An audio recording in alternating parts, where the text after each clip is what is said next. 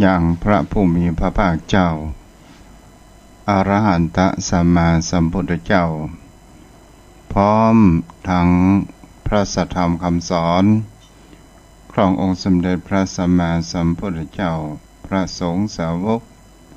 ขององค์สมเด็จพระสัมมาสัมพุทธเจ้าไว้เหนือเก้ากระหม่อมของข้าพเจ้าและขอถวายความเคารพนอบน้อมไว้สามายังครูบาอาจารย์พระเถราเจ้าพระภิกษุสงฆ์สามเณร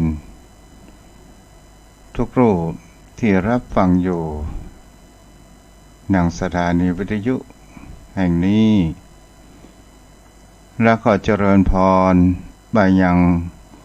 ป้อออกไม่ออกศรัทธาอันมีป้อหมอนแม่หมอนป้ออุ้ยแม่ป้าโยมพ่อโยมแม่ท่านผู้ฟังผู้มีบุญทุกท่านวันนี้ก็มาอยู่กับตนตัวเจ้าวัดทุ่งปะเก็ตตำบลหนองหานอำเภอสันทรายจังหวัดเชียงใหม่ทางสถานีวิทยุเพื่อการศึกษาพระพุทธศาสนาและวัฒนธรรม 104.5 เมกะเฮิรตซ์ออกในนามของคณะสงฆ์จังหวัดเชียงใหม่และคณะสงฆ์อำเภอสันทรายโดยความเมตตาธรรมจากท่านผู้อำนวยการสถานีวิทยุอาจารย์ท่านพระครูสมุวิศวัตรวรกิจโจในการมีรักความเผยแผ่ทางด้านวิทยุสู่สถานญาติโยมท่านผู้ฟังโยมพ่อโยมแม่วันนี้ก็เป็นวันที่27เดือนพฤษภาคมเมื่อตะวันนี้ก็เป็นวันสำคัญทางพระพุทธศาสนาหนึ่งในวันสำคัญขององค์สมเด็จพระสัมมาสัมพุทธเจ้าของเราที่เราสักการะบูชาและเป็นที่พึ่งทางด้านจิตใจเป็นวันประสูติตรัสรู้และปรินิพพานก็ผ่านไปจะเห็นได้ว่าวันเวลาผ่านไปโดยขณะสถานญาติโยมทั้งหลายวันเวลาเป็นสิ่งที่บ่เคยคอยรอท่าไผแม้กระทั่งใส่น้ำมันไหลผ่านไปมันก็บ่เคยที่จะรอไผนั่นเองวันนี้ตัวเจ้านั้นได้อ่าน งานของหลวงปู่พุทธทาสเกี่ยวกับว่าพระไตรปิฎกแห่งชีวิตเราจะเห็นได้ว่าพระพุทธศาสนานั้นที่เรามีได้ทุกวันนี้เพราะว่าเรานั้นมีการจารึกพระไตรปิฎกมีการสังคายนาและทำรักธรรมคำสอนขององค์สมเด็จพระสัมมาสัมพุทธเจ้าเอาไว้ให้เป็นแนวทางแห่งชีวิตของคนเราในการเดินทางหรือว่าเราอู้ไว้ก็คือแผนที่ในการที่เราจะไปสู่จุดมุ่งหมายนั่นเองในที่นี้จะเห็นได้ว่ามันก็มีสิ่งที่มีแผนที่มันก็จะนำพาเรานั้นไปสู่จุดหมายได้นั่นเองแต่ในพระไตรปิฎกทางด้านจิตใจของคนเรานั้นคนเรายังมีความเข้าใจอยู่มากมายในความคิดของหลวงปู่พุทธทาสเพิ่นก็ได้อุจาและได้เขียนไว้ว่าพระไตรปิฎกภายในนั้นมีภัยศึกษา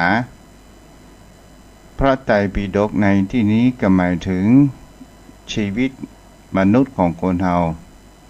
ที่เกิดอยู่บนโลกใบนี้และก็เป็นสิ่งที่เราจะเห็นได้ว่าความเป็นชีวิตของคนเราจะเห็นได้ว่าเรานั้นมีการปฏิสนธิหรือว่าเกิดใน ค คันมารดาโดยการที่พ่อแม่นั้นได้เสพสมกันแล้วเกิดเปิ่นฮ้องว่าปฏิสนธิน้ำเชื้อผสมกันเป็นผู้คนเกิดขึ้นเป็นทีแรกนั้นก็เป็นเซลล์เล็กๆพอเติบใหญ่ขึ้นมานั้นก็จะเริ่มเป็นก้อนเนื้อแล้วก็เริ่มใหญ่เป็นสิ่งที่จารย์ได้ว่าหลวงปู่พุทธทาสได้อู้ไว้ว่าตอนนั้นนี่เฮาก็มามีคำว่ารู้สึกมามีคำว่าเวทนามามีการรับรู้ใดๆทั้งสิ้นจะบรรลุคำว่าทุกข์สุขจะบรรลุไปทุกสิ่งทุกอย่างก็คือบ่สามารถที่จะรู้ได้เป็นสิ่งเหล่านี้จะหันได้ว่าเมื่อเฮาอยู่ในท้องของมารดาใช้เวลานานพอสมควรถึงจะการที่จะมีการคลอดเกิดขึ้นเมื่อคลอดแล้วเฮาก็เริ่มมีปฏิกิริยาในคำว่ารู้สึกหรือว่าเวทนาเกิดขึ้นนั่นก็คือคำว่าร้องไห้เป็นด่านแรกเป็นสิ่งที่เฮาจะหันกันได้แล้วผู้คนเฮาเมื่อเกิดมาแล้วก็ยังมามีความรู้ว่าในการที่ว่าร้อนหนาวอุ่นอย่างใดก็ยังมามีความรู้สึกแต่มีความรู้สึกไออุ่นจากพ่อจากแม่จากพ่อจากแม่เท่านั้นเป็นสิ่งที่จะหันกันได้พอเวลาผ่านไปสิ่งเหล่านี้เฮาก็จะหันได้ว่าเฮาก็ยังห้องใจคำว่าทารกยังมามีความรู้เดียงสานั่นเองและก็มีคำว่าสัญชาตญาณแห่งสัตว์หรือว่าสัญชาตญาณแห่งความเป็นไปของสัตว์บนโลกใบนี้เราจะเห็นได้ว่ามันก็มีการพัฒนาตอบสนองเกิดขึ้นและก็เป็นสิ่งที่เราจะเห็นได้ว่าเรานั้นเริ่มที่จะฝึกในการอู้การจาฝึกในการฟังแล้วเราก็จะมีการหัดอู้ฟังเสียงนี้เป็นเสียงที่ไพเราะเสียงนี้เป็นเสียงที่ไพเราะเสียงนี้คำว่าพ่อเสียงนี้คำว่าแม่เสียงนี้คำว่าพี่เสียงนี้คำว่าน้องก็อยู่ในสิ่งแวดล้อมบริบทในการที่อบรมสั่งสอนในระยะสิ่งเหล่านี้ก็คือเป็นระยะในการที่เราป้อนข้อมูลเข้าไป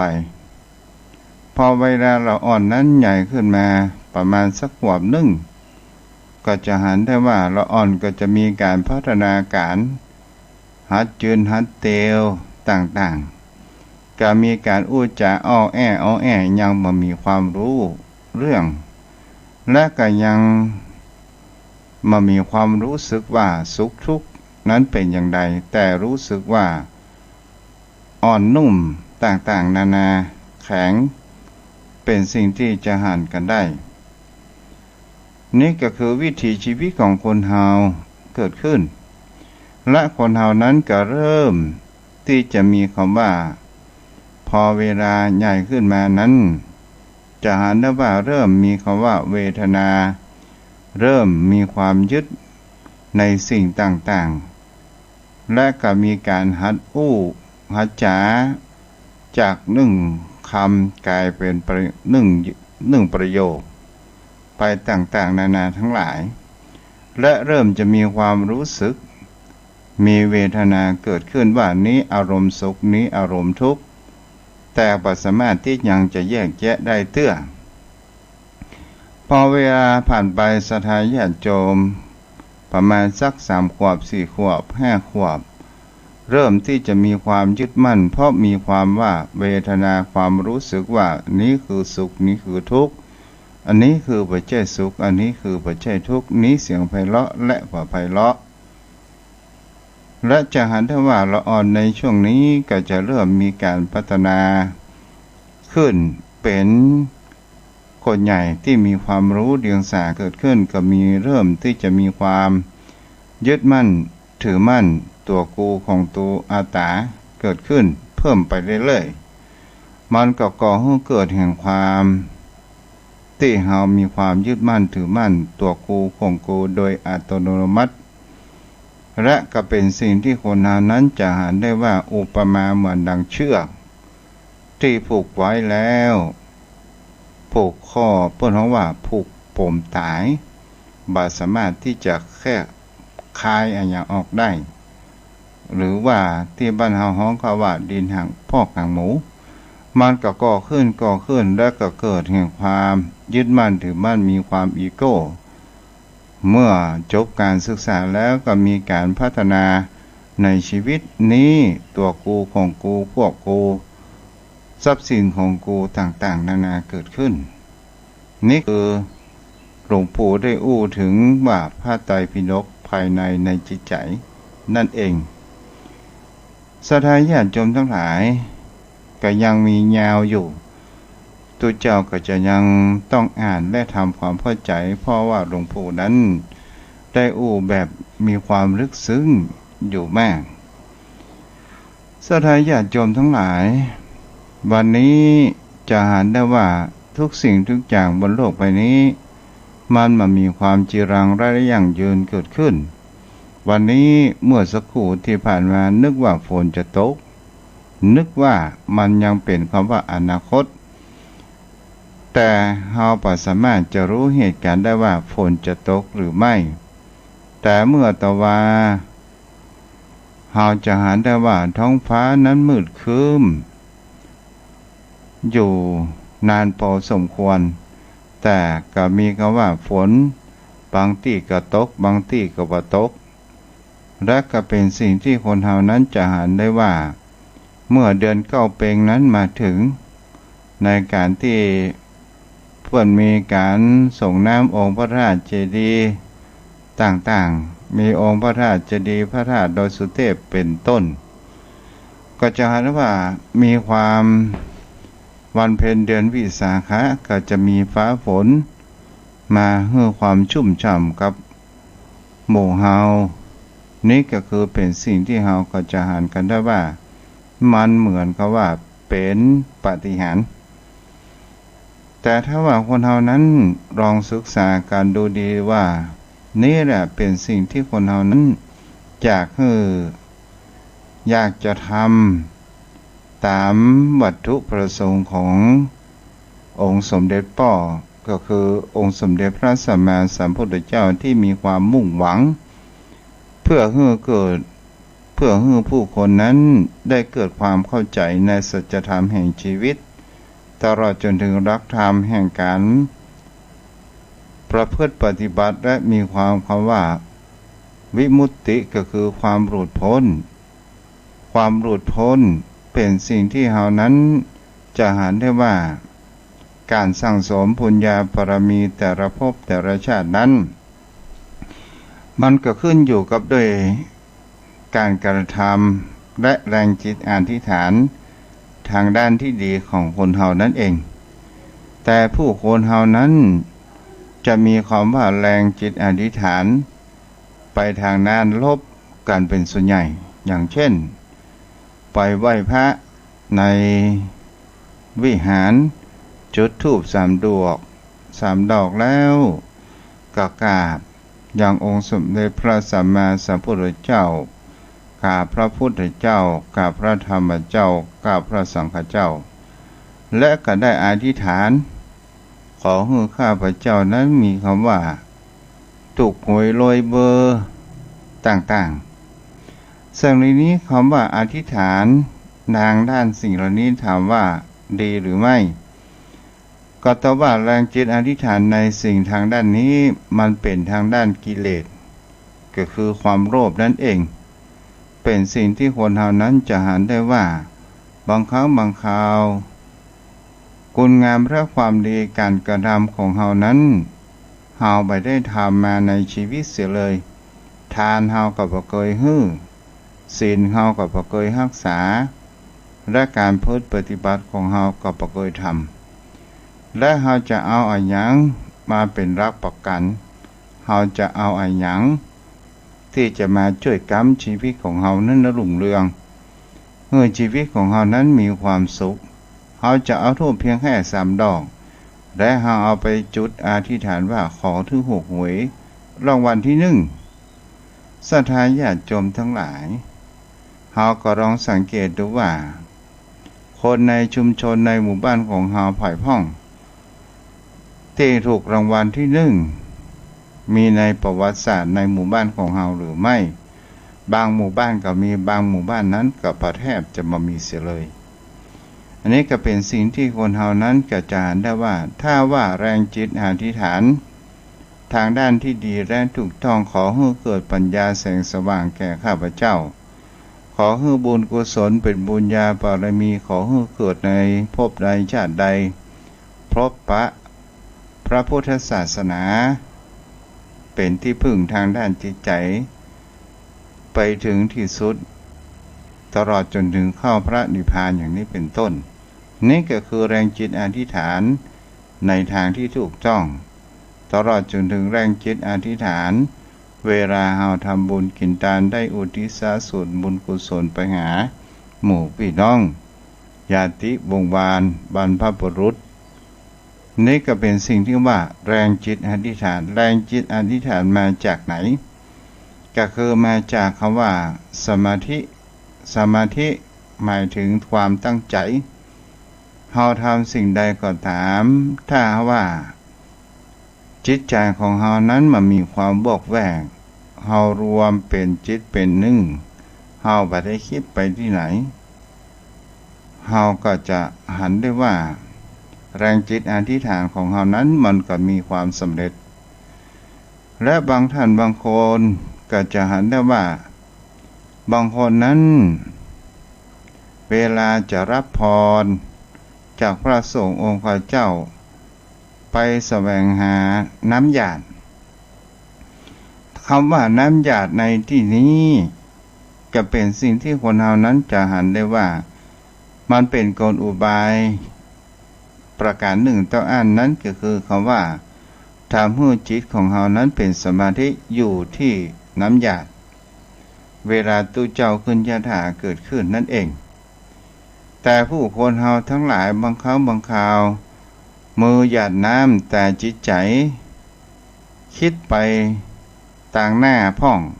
ไปในต่างหลังพ่องในอดีตพ่องบางครั้งบางคราวก็มีความคิดในทางด้านลบบาทตู้เจ้าตนนี้ทำไมปั่นปอนมือสั้นขนาดยาวแบบปั่นปอนยาวๆอย่างนี้เป็นต้นนี่แล้วก็เป็นสิ่งที่หันได้ว่าจิตก็เริ่มเป็นอกุศลไปทันทีแต่ถ้าว่าเฮานั้นสำรวมจิตเฮาตั้งจิตตั้งใจในการหยาดน้ำไหมตาลถ้าเฮาใจน้ำมันก็คืออธิษฐานจิตเจตนาของเฮานั้นมันมีความสำเร็จเกิดขึ้นแต่ถ้าว่าเฮามามีน้ำหยาดเล่าก็คือเฮานั้นตั้งจิตเป็นหนึ่งเป็นเดียวจะเป็นลมหายใจอยู่ปลายจมูกก็ตามหรือจิตใจอยู่ที่มือเฮาพนมไหว้ก็ทำให้เฮานั้นมีความสำเร็จได้เช่นเดียวกันนั่นเองโยมพ่อโยมแม่สิ่งที่คนเฮานั้นจะหันกันได้ว่าผู้คนเฮาต้องการอย่างมากที่สุดในชีวิตตอบได้ว่าผู้คนเฮาทั้งหลายอยากได้ความสุขเหมือนกันทุกคน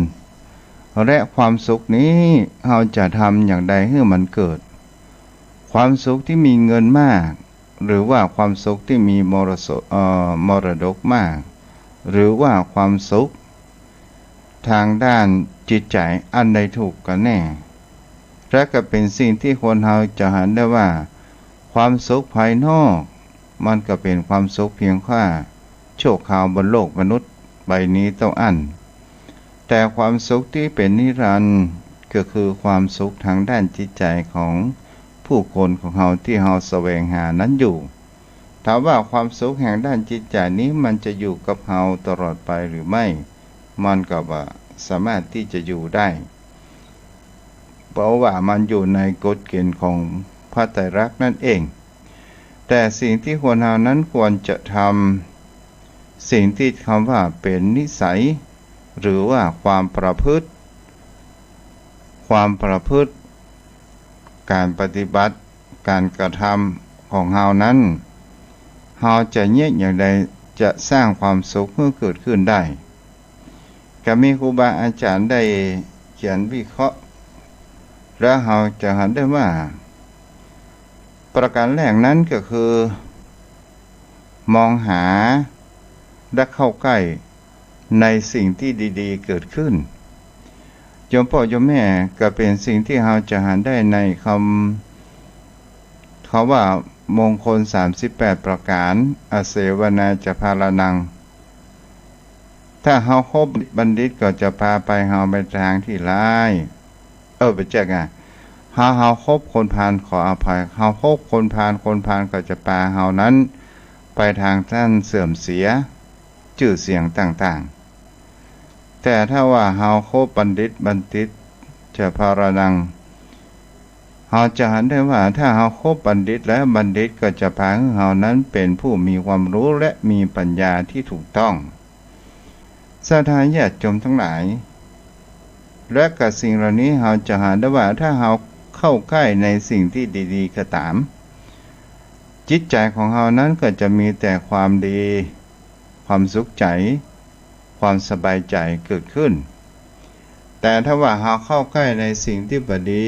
อย่างเช่นความเดือดร้อนทะเลาะวิวาทและเราจะเห็นได้ว่าการทะเลาะวิวาทเกิดขึ้นหรือเราไปยุ่งเกี่ยวกับการพนันประการใดประการหนึ่งเรามีความประพฤตินิสัยทางด้านที่ผิดสุดท้ายมันก็จะเป็นความประพฤตินิสัยของเราทางด้านการพนันนั่นเองวันนี้เราไปจนไก่ห้านจนไก่นี่แล้วตำรวจบ่สามารถที่จะจับได้มันก็จะต้องมีวันใดวันหนึ่งที่จะมีความเดือดร้อนเกิดขึ้นประการแรกมีความเดือดร้อนในครอบครัวเสียทรัพย์เงินทองไปอยู่ตลอดจนถึงการพนันทุกชนิดก็ตามก็เป็นเช่นเดียวกันศรัทธาญาติโยมทั้งหลายถ้าเฮาใกล้ในสิ่งที่บ่ดีจิตใจของเฮานั้นก็เริ่มบ่ดีและก็จะทำให้เฮามีภาระหนี้สินพลังภาระหนี้สินที่บ่เป็นเรื่องและก็ก่อให้เกิดการทะเลาะวิวาทในครอบครัวและก็จะทำให้มีความแตกแยกมีความสูญเสียบางครั้งบางคราวมามีทางออกก็ได้ไปจี้ปล้นธนาคารปล้นร้านทองอย่างต่างๆนี่ก็เป็นสิ่งที่เราจะเห็นได้ว่าถ้าเราคบถ้าเราสรรหาในสิ่งที่บ่ดีเข้าจิตใจของเราก็จิตใจของเรานั้นก็บ่ดีแต่ถ้าว่าเราเข้าไปในทางที่ดีมีกัลยาณมิตรที่ดีมีคนที่พากระทำดี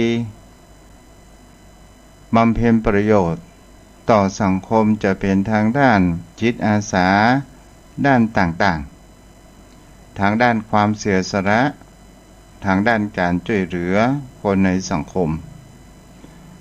เมื่อเรามีการช่วยเหลือสังคมหรือว่ามีการหยิบยืมแบ่งปันประการแรกเราจะเห็นได้ว่าจิตใจของเราก็เริ่มมีความสุขจิตใจของเรานั้นก็ดีเมื่อเราจิตใจของเราดีผู้คนรอบข้างก็จะเอาเป็นแบบอย่างหรือว่าเรานั้นเป็นคนที่ชอบในเรื่องการกินการทานชอบฟังน้ำฟังธรรมชอบรักษาศีลชอบในการประพฤติปฏิบัติก็จะทำให้จิตใจของเรานั้นเป็นสิ่งที่ดีๆเกิดขึ้นนี่แหละโยมพ่อโยมแม่เราก็ลองคิดพิจารณาดูกันว่าคนเรานั้นอุปมาไปแล้วคนเราทุกคนเราชอบดอกไม้เวลาเปิ่นมีเทศกาล หน้าฤดูดอกไม้จะคือช่วงหน้าหนาว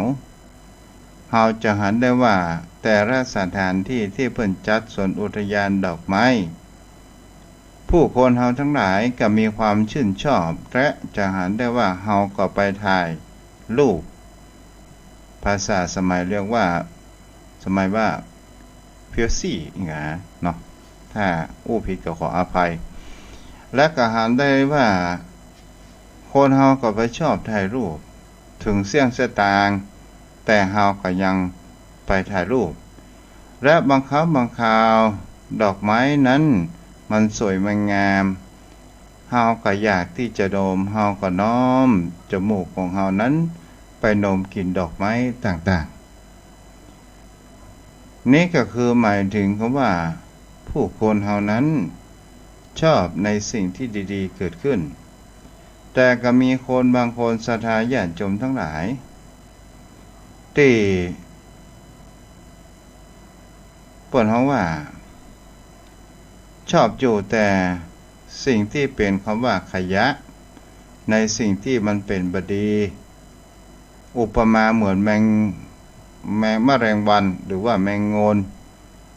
ตอมในสิ่งที่บดีเขาจะเห็นได้ว่าผู้บางคนนั้นกะทำให้จิตใจหมกมุ่นแต่ในเรื่องสิ่งที่มันมีปัญหาย้ำคิดย้ำทำอยู่สม่ำเสมอไปคิดเจ้าขี้เจ้าแค้นคิดมีความโลภมีความโกรธอย่างต่างๆนี่ก็คือมีการคำว่าจมปักอยู่ในสิ่งที่เป็นปฏิกูลเป็นขยะนั่นเองเฮาอุปมาก็คือเหมือนกับบุคคลที่ลงขี้เปอะมายอมช่วยเนื้อช่วยตัวมันก็มีคำว่ากินคนสับควายติดตัวอยู่เสมอไปบ่สามารถที่จะล้างได้ผู้คนอย่างนี้ก็มีในโลกนี้แต่ผู้คนส่วนใหญ่นั้นก็ชอบทางด้านสิ่งดีๆชอบของสดใสงดงามเกิดขึ้นอันนี้เราก็อู้ถึงว่าเราควรเลือกคบหาสมาคมในสิ่งที่ดีๆเกิดขึ้นจะเป็นทางด้านการฟังธรรมกติธรรมจากสถานีวิทยุพระพุทธศาสนาจะเป็นขึ้นไหนก็ตามนี่ก็คือการสร้างความสุขสร้างนิสัยก่อให้เกิดความสุขที่ดีได้ถ้าเราอู้ไปแห่งประการหนึ่งก็คือว่าคิดดีอยู่เสมอถ้าว่าเรานั้นเป็นคนที่มีความคิดบดีคิดสงสัยคิดจ้องจับผิดคิดอาฆาตต่างๆนั่นก็คือเป็นความคิดที่บดีก็จะทำให้จิตใจของเรามีแต่ความหมกมุ่นในสิ่งที่บดีนั่นเองต่อมานั้นก็คือเราจงทำความเข้าใจว่ามันมีอะไรอย่างในโลกนี้ที่มีความสมบูรณ์แบบหรือว่าภาษาสมัยว่าperfect อันนี้ก็เป็นสิ่งที่เราจะเห็นได้ว่าทุกสิ่งทุกอย่างบนโลกใบนี้มันมีความสมบูรณ์แบบเกิดขึ้นมีความปนว่ามีพร้อมทุกสิ่งทุกอย่างเกิดขึ้นเราจะมามีความสมบูรณ์แบบต่างๆโยมพ่อโยมแม่เราก็ลองสังเกตดูว่าเราคิดปรารถนาบางครั้งบางคราวมันกับมันมาเหมือนดังที่เราคิดอย่างเช่นเราต้องการให้ลูกหลานของเรานั้นเป็นคนดีให้ลูกหลานของเรานั้นเป็นคนที่มีความเชื่อฟังในคำสอนในคำอู้คำจ่าของเรานั่นเองแต่บางครั้งบางคราวมันก็บ่เป็นไปดังอย่างนั้นลูกหลานบางคนก็จะหันแล้วว่าเฮานั้นเป็นคนจุ้นจ้านจู้จี้จุกจิกขี้บ่นต่างๆแต่ความที่คนเฮานั้นเฮาอู้จ่าออกไปก็ด้วยความเป็นห่วงและเขามองตรงผิดกันเข้าว่าเป็นคนจู้จี้จุกจิกแต่บางคนก็มีลูกหลานที่ดี ฟังคำสอนคำสั่งฟังคำชี้แนะจากพ่อจากแม่จากพ่ออุ้ยแม่อุ้ยอย่างนี้เป็นต้นนี่แหละโยมพ่อโยมแม่เราจะหาได้ว่าทุกสิ่งทุกอย่างมันมีความสมบูรณ์แบบโยมพ่อโยมแม่เราก็ลองคิดย้อนไปอันนี้ทุกเจ้ามันมีประสบการณ์เนาะเพราะว่าเป็นอยู่ในพระเหลืองตั้งแต่น้อยแต่ก็ยังพอเดาออกได้อยู่ว่าอย่างเช่นโยมพ่อโยมแม่บางคู่ก็มีความรักชอบกันโดยความตอนแรกนั้นก็มีความฝันว่าเราอยากจะสร้างครอบครัวนั้นมีความสมบูรณ์แบบมีครอบครัวที่มีความอบอุ่นไว้เนื้อเชื่อใจซึ่งกันและกันได้มีบ้านหลังใหญ่และก็มีลูกสัก2 คนและก็อยู่กันโดยการอบเอื้ออารีต่อกันและกันและเราก็ได้วางสิ่งที่ดีๆเกิดขึ้นตอนใหม่ๆนั้นก็จะเห็นได้ว่ามันพอเดินทางไปได้ด้วยดีบางคู่บางเกมตอนกลางนั้นก็เริ่มที่จะออกฤทธิ์ออกลายบางคู่นั้นก็เริ่มที่บ่ไว้ใจซึ่งกันและกันตอนแรกก็มีคำว่าแม่มึงพ่อมึงเอาไปเอามาบางครั้งบางคราวก็มีอารมณ์เสียงงุดหงิดบาดนั้นบาดนี้บางครั้งก็ขึ้นภาษาเป้ากุลามเป็นไอหาอย่างนี้เป็นต้นนี่แหละโยมพ่อโยมแม่ก็เป็นสิ่งที่บางครั้งบางคราวก็จะหันกันได้ว่าผู้หญิงกับผู้ชายจะหันได้ว่าแม่หญิงนั้นเปิดให้เป็นแจ้งเท้าหลังให้พ่อใจนั้นเป็นผู้นำแต่ปัจจุบันมันกลับกลายเป็นแม่หญิงเป็นผู้นำผู้ชายเป็นผู้ตามเพราะอันอย่างเล่าก็เพราะว่าเป็นสิ่งที่เราจะหันได้ว่าแม่บ้านนั้นมีความละเอียดละออในเรื่องเล็กๆน้อยๆต่างๆและก็เป็นสิ่งที่ประหารกันได้ว่าเอาไปเอามาบางครั้งบางคราวก็มามีความไว้เนื้อเชื่อใจซึ่งกันและกันมันก็เกิดขึ้นคำว่าบ้านเล็กบ้านน้อยบ้านใหญ่ต่างๆนานาเกิดขึ้นนี่แหละศรัทธาญาติโยมทั้งหลายเฮาก็จะหันกันได้ว่าถ้าคนเฮานั้นมีราคะมีความนัดมีกรรมคุณอยู่เรื่อยไปมันก็มามีคำว่าทางด้านความสำเร็จทางด้านครอบครัวนั้นก็บ่เกิดขึ้นนั่นเองแล้วก็เป็นสิ่งที่เฮาจะหันได้ว่าถ้าเฮามีสิ่งเหล่านี้ขึ้นให้เฮาคิดอยู่เสมอว่าโลกใบนี้มันมีอะไรอย่างที่มีความสมบูรณ์แบบถ้ามันสมบูรณ์แบบเหมือนดังจิตใจของเฮานั้นทุกสิ่งทุกอย่างมันจะเป็นสิ่งที่เฮาจะหันได้ว่าเหมือนกับเฮาอยู่บนฟากฟ้าบนสวรรค์แต่สิ่งที่คนเฮานั้นจะหันได้ว่าบางสิ่งบางอย่างที่มันเกิดขึ้นที่มันเป็นความบ่สบายใจสิ่งที่มันผสมดังใจขอให้เฮาได้คิดว่าทุกสิ่งทุกอย่างมันมีคำว่าเต็มร้อยทุกสิ่งทุกอย่างมันมีคำว่าสมบูรณ์แบบแล้ว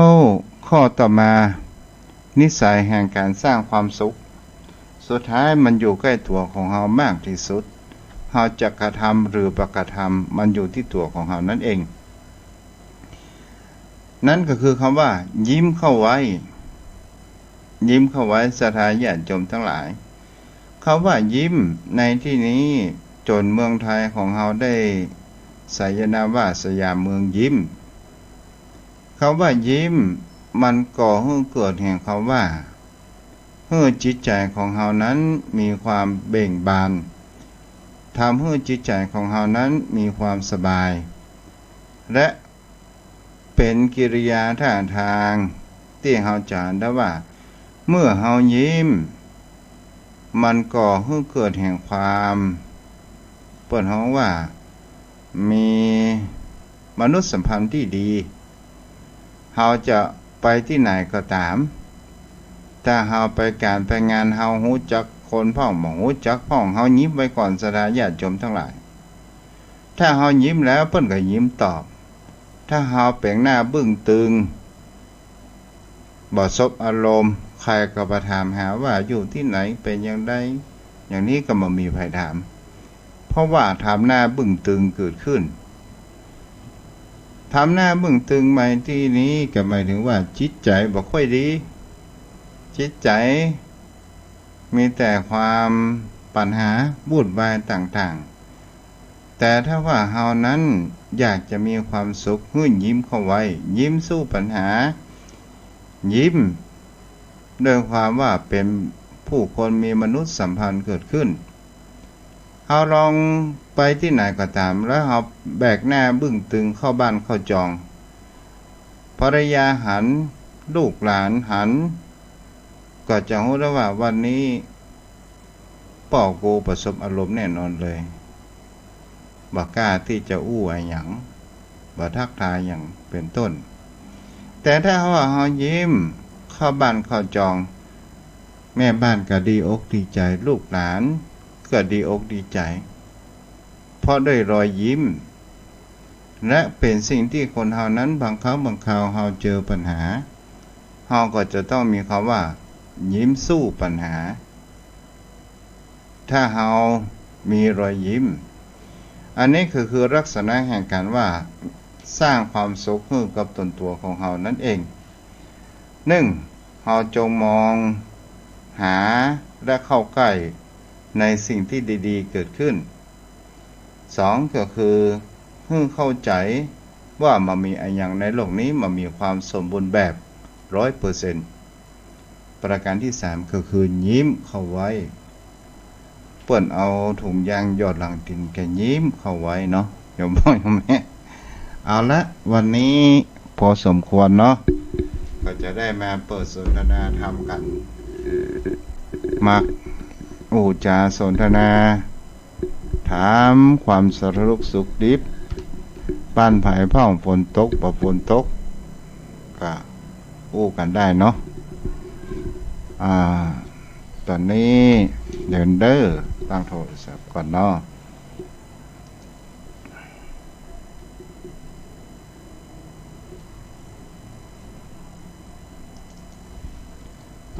โทรเข้ามาได้เด้อ0631639950ตอนนี้โทรเข้ามาได้เนาะ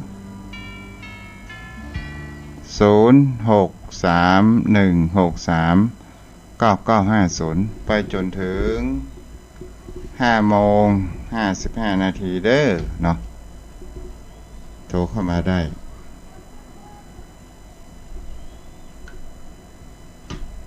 0631639950ดาราประจำเป็นที่1อยู่ตลอดเจริญพรเจ้าห้ามเจ้าก็ใจว่าเดียวมันเป็นช้างเท้าแน่ไปได้เจ้าอย่างไงแม่กำสตางไว้บ่ได้หันสาวแจกมนต์นะกะแต่ก่อนนี่เป็นได้กันจ้ะจ้ะเดียวนี่เป็นมาได้ก็ใจมาเดียวจ้ะเนี่ยก็ยิ้มมาเดียวนี่ก็ยิ้มตลอดอ่ะจ้ะดีละมายึดถืออย่างสักอย่างนั้นยิ้มเข้าไว้ใจอยู่เป็นอย่างไรนี่ยิ้มเข้าไว้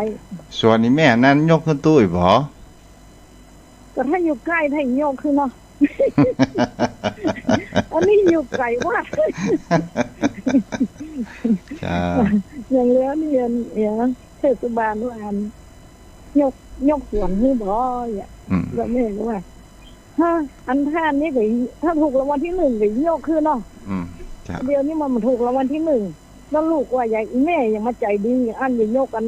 นี้คือเทศบาลเลยจ้าบุญรักษาได้ไหมเด้อได้สาเจ้า0631639950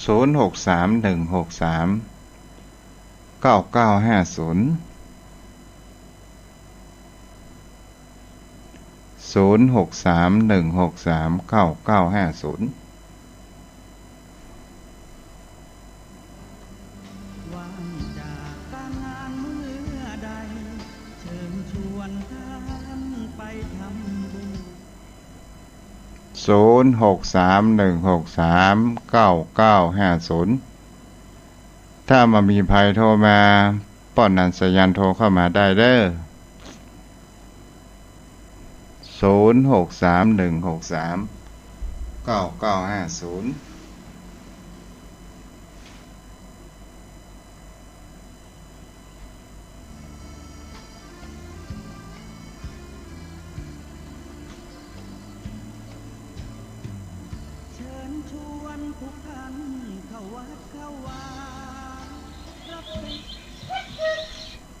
เป็นโอกาสของพ่อหนานแล้วเนาะครับขอแต่ไว้สาบารมีธรรมท่านเจ้าครับก็จริงญาติธรรมเฮานักแล้วมันบ่เคยกล้าโทรปะกันถามกันก็วันนี้โทรเนาะก็เล่ายังบ่โทรพ้องนี่เนาะบ่กล้าอู้กลัวอู้บ่จ้างกลัวเพิ่นถามโอ้มันไปถามอันหยังก็ตอบไปเต้าที่ได้นะครับเพื่อจะเป็นนักเรียนล้อเนาะก็ตัวแค่อู้กับเพิ่นก็อู้แล่ว่าฮู้ก็ว่าฮู้กันเนาะฮู้ก็ว่าฮู้บ่ฮู้ก็ว่าบ่ฮู้เนาะเอาไปเนี้ยมาสนทนาธรรมกันดีกว่าป่อครับผมแต่ใจไว้สาท่านเจ้าครับได้ฟังน้ำฟังธรรมวันนี้ท่านเจ้าจะได้อธิบายไปแล้วเนาะเรื่องของพระไตรปิฎกชีวิตนะครับเนาะท่านเจ้าจะถามอย่างผมถามที่ก็คือชีวิตเจ้าบ้านเรื่องเจดีย์ทรายนะครับครับโอ้ท่านเจ้าอันเรื่องเจดีย์ทรายนี่นะเป็นประเพณีของแต่ละบ้านบางบ้านอาจเหมือนกันนะครับอย่างท่านเจ้าว่าเจดีย์ทราย108เพิ่นตาลเนี่ยหยังอันถ้าหันตามที่ถนนหนกลางอันนั้นเพิ่นตาลส่วนมากจะเป็นคนตายอุบัติเหตุถ้าบ้านคนเฮาคนเมืองก็ว่าตายโหงคือตายอันบ่เหมือนปกติทั่วไปรถโจรพ่องรถแลกพ่องจนต้นไม้ต้นหยังพ่องเนี่ยครับอันนี้เป็นการของเจดีย์ทรายมันหมายถึงว่าช่วยเหลืออย่างใดพ่อหนานบ่เข้าใจในตรงนี้คือคติของความเชื่อนี่พูดว่าจิตดวงวิญญาณได้สลัมคำกายที่ห้านมันก็มีความนึกว่ากลัวเพิ่นจะขำอยู่ที่นี่ก็นิมนต์ครูบาสังฆะเพิ่นมาสูตรมาถอน4โตนกองเจดีย์ทราย108ตาลมีตุงแดงปักมันก็มีเรื่องอยู่ว่ามันมีอยู่ในหมวดของเวรตาลพระมหาเทพพระมลัยเนี่ยเพื่อนได้สยองไปโพดหมู่สัตว์นรกทั้งหลายอยู่ในมรณะ6เพื่อก็ถามว่าโอ้สู่เจ้าทั้งหลายไปเนี่ยอย่างกันมาถึงได้ทะลงกรรมวิบากต่างๆนานาหมู่สัตว์นรกทั้งหลายก็บอกว่าข้าเจ้าอยู่เมืองคนบ่ได้ประพฤติศีลประพฤติธรรมก็เลยเมื่อเสี่ยงชีวิตจากมงคลก็ได้มาทุกขเวทนาด้วยกรรมวิบากอยู่ในมรณะ6ขออันท่านเจ้าได้นำความนี้ไปบอกแก่หมู่ญาติพี่น้องของข้าเจ้าโดยอันอยู่ในจุงปูตวีปเมืองคนขอให้ได้เอาทรายไปตาลคือกับวัดแล้วในขวงแก้วอารามทั้ง3หยาดน้ำไหมตาลก็ขอให้หมู่ญาติได้กระทำบุญโดยเพื่อจะได้ยกเอาดวงวิญญาณของข้าเจ้าเนี่ยที่ได้ทุกข์ยากลำบากเครื่องขี่อยู่ที่มรณะ6ได้โป้นจากกรรมวิบากอันนี้มันก็เลยมีคติธรรมกันมาอย่างเงี้ยครับท่านเจ้าตลอดจนถึงงานศพปกติเนาะบางบ้านก็มีเนาะปกติมีครับท่านเจ้าแต่ละบ้านนะครับแต่ละบ้านนี่บางบ้านนี่เวลาเปิ้นตาลมันจะมีอยู่2อย่างตาลวันก่อนที่จะเอาศพไปเผากระตาลกล่องเจดีย์ทราย108ตาลเข้าหันน้ำบางบ้านเพิ่นก็ตาลในการทำตาลดูกนี้ก็นิมนต์ที่เจ้ามาสิโตนตักบางสกุลไม่เจ้าแล้วก็บางสกุลดูกพร้อมทั้งตาลกล่องเจดีย์ทรายโดยครับแล้วก็สละสลงน้ำก็มีสมปล่อยจะเอาไปฝังจะเอาไปเช่นแต่ก่อนนั้นลอยน้ำทางบ้านเฮาบ่ค่อยมีเฮาจะฝังแล้วก็แปลงบ่ไฟห้องนี่ครับฝังมี2ที่ก็บ่ฝังที่วัดก็ฝังที่บ้านฝังที่ปัจจาแต่การทำกูนี่มันบ่ค่อยเป็นประเพณีนิยมนักแต่ก็มีเหมือนกันที่เพิ่นเอาแปลงกูไว้แต่ส่วนมากจะฝังแล้วก็แปลงบ่ไฟห้องลอยน้ำห้องนี่ครับท่านเจ้าแล้วก็คำว่าขนทรายเข้าวัดปีใหม่เมืองขนทรายเขาว่าปีใหม่เมืองนี้ อันนี้มันจะกว้างขวางไปถึงประเทศไทยของเฮาตัวมีการก่อพระเจดีย์ทรายเพิ่นถือว่าคนเฮาเนี่ยมันได้เข้าออกเข้าวัดเข้าวาเอาทรายติดสุมาติดตีนติดหยังไปเมื่อถึงฤดูกาลปีใหม่ก็ป้ากันมาขนทรายเข้าวัดเพื่อมาตานทรายตานแตนและมันวัดก็ได้ใช้ประโยชน์อันในการก่อสร้างห้างแปลงที่ไหนมันโห้งมันอย่างก็ได้เอาทรายเข้าไปโถมแต่มันก็ยังมีในหมวดเวนตาลนะครับเพราะว่าในถึงฤดูปีใหม่หมู่เฮาตั้งหลายอุปาสิกาก็นึกไขว้ถึงประเวณีมาลอดมาถึงก็ได้ปาการขนทรายเข้ามาไว้ในของแก้วอารามทั้ง3อาราธนายังพระบรมสารีริกธาตุเจ้าอันมีในหมื่นโลกจักรวาลมาปฏิสถานในพระเจดีย์ทรายการว่าเสี่ยง7 วันแล้วมาไขว้ก็ขอให้ฝูงเม็ดทรายน้อยใหญ่นี่กลับเป็นทรายดังเก่าดังเดิมอันนี้ส่งของการตานทรายนี่ก็ขอให้หมู่ฮักเจ้าทั้งหลายอันนี้ไม่ถึงคนตานทรายขอคือเป็นดังแผ่นแป้นกระดานคำไปติดค่อยห้ามยังประตูจตุละอาบายเนี่ยภูมิทั้ง4ขอจะได้ไปไก่ไปใกล้การว่าผู้ฆ่าได้เสี่ยงมนุษย์เสี่ยงจาดจากมนุษย์โลกเมืองคนก็ขอให้เอาตัวตนไปบังเกิดที่ประเสริฐเจริญคือเมืองสวรรค์ชั้นฟ้ามีพระนิพพานเป็นที่สุดอันนี้มันเป็นกรรมมรรคกรรมหาธนาคำอธิษฐานของโบราณจารย์ล้านนาของเฮาครับถูกต้องเนาะครับผมแล้วมาถึงข้อสุดท้ายจะทุกเจ้าเป็นคนตั้งคำถามเพื่อป้นหนันเนาะเพื่อให้ชาวบ้านได้หูตุงเล็กตุงเงินนี่ป้นหนันตอบได้ก่อนฮะตุงเล็กตุงตองที่เพิ่นเอาตั้งไว้บนหลังหีบแต่ทางบ้านผมนี่เพิ่นตั้งไว้บนหลังหีบหลังร่องนะครับจ้ะเพิ่นก็คือว่าบ่ฮื้อคนตายนี่ไปตกมรณะอาศัยว่าพระเจ้าที่เปิ้นมา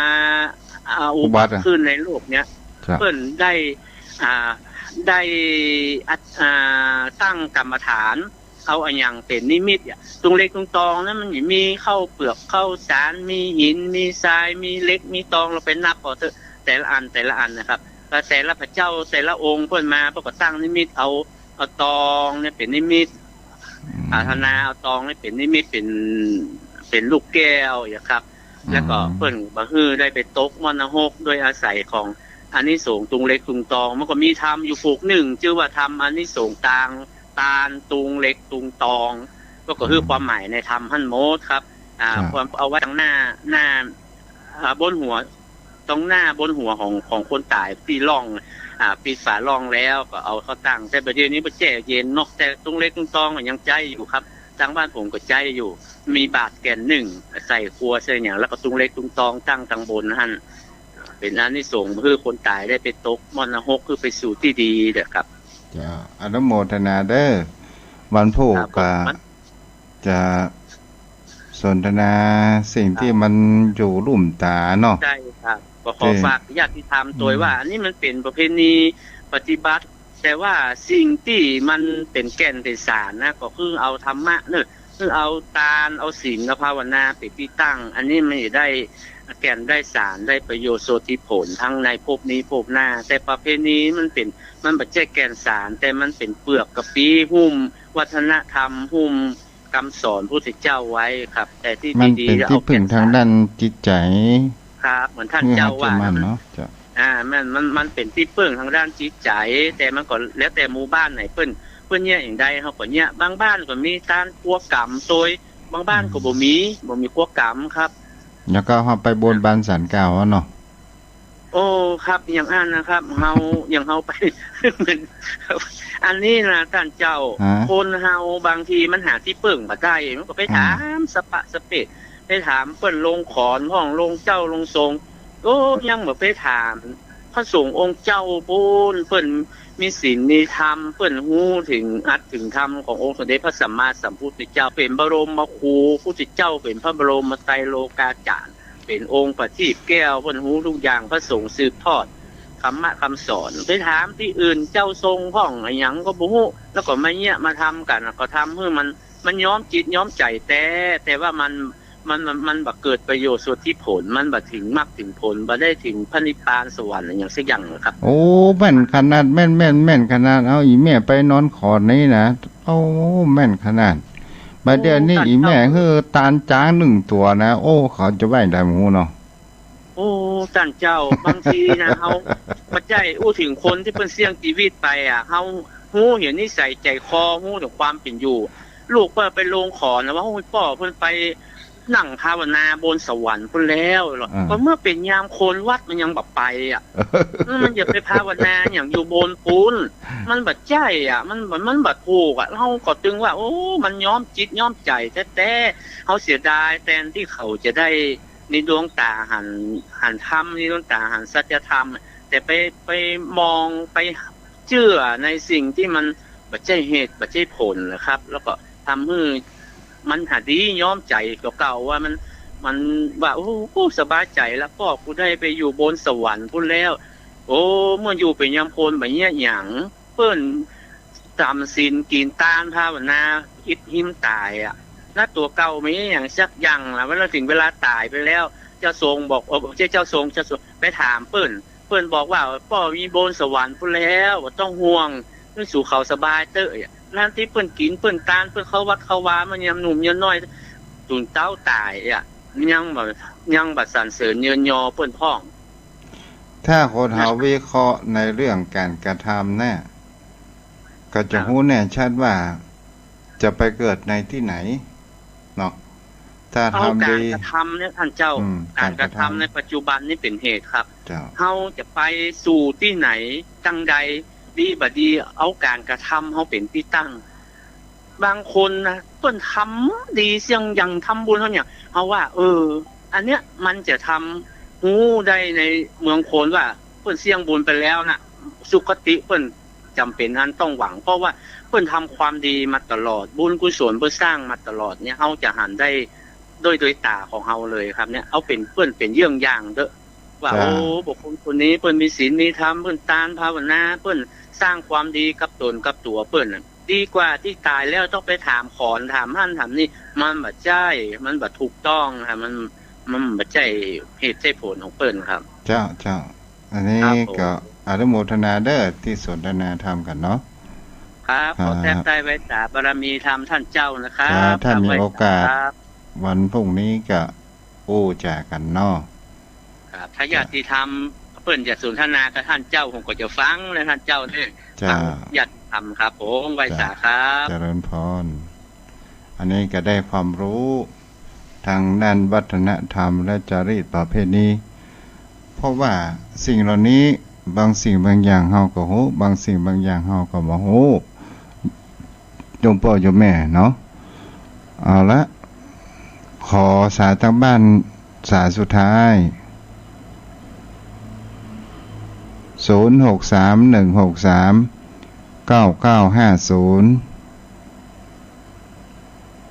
เอาละมามีไผเนาะขอจบไปเพียงเท่านี้เด้อวันพุธเฮาก็มาปะกันใหม่เนาะโยมพ่อโยมแม่ขอปั่นปอนให้โยมพ่อโยมแม่มีแต่ความสุขความเจริญเด้อสัพพิติโยวิวัชชันตุสัพพะโรโกวินาศสันตุมาเตภวัตวันตรโยสุขีทีคายุโกภวะอภิวาทนาสีริสนิจังวุธาปจายโนจตารโอธัมมาวัฏันติอายุวโนสุขังพะลัง